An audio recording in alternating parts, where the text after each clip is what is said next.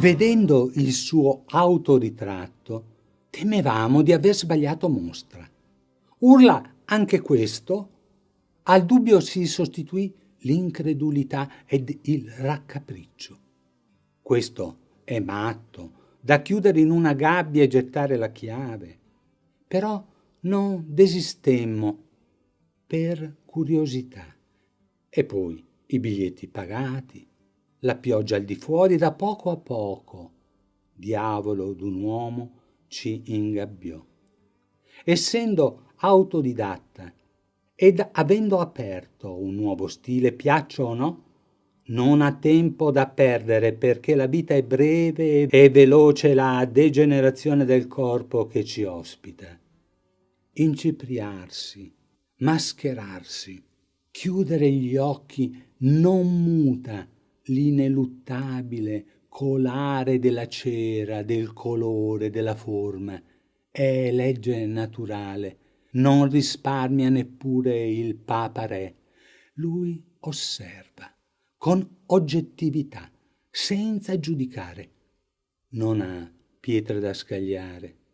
È una giostra con stop all'obitorio. C'è chi viene portato e chi ci va con stile, portando un fiore. Il box esistenziale è trasparente. Ci consente di vedere i quarti di carne altrui. La salvezza? Nel crocefisso?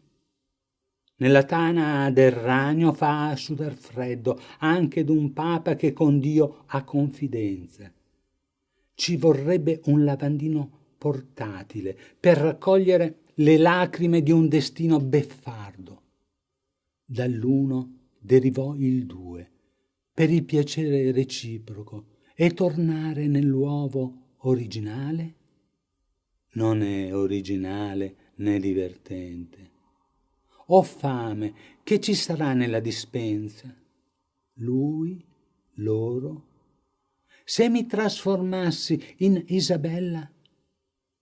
A proposito, preferite il mio dipinto o quello di Picasso? La vanità conforta e chissà se l'arte mi salverà. Che corro a fare per avvicinare l'abisso? E se rovesciassi tutto, cominciando dal crocefisso, perché sei morto con il nostro dolore, avresti dovuto salvarti per salvarci, esistenzialmente. E se diventassi vegetariano? Volete il mio cranio? Lasciatemi un'identità, ricordare quel che sono stato, un'immagine fugace nello specchio del tempo. Cercai di replicarmi. Uno dei tre si salverà? Suppongo no. Post facta resurgo, se è così. Devi dirlo senza arrossire. O dovrò ricominciare da scimpanzé in un mondo senza foreste e zeppo di casse funeste? A pensarci, mi si rizzano i capelli. Lo confessiamo, in giallo e in rosso. Solo così siamo riusciti a narrare l'opera di chi bastò a se stesso.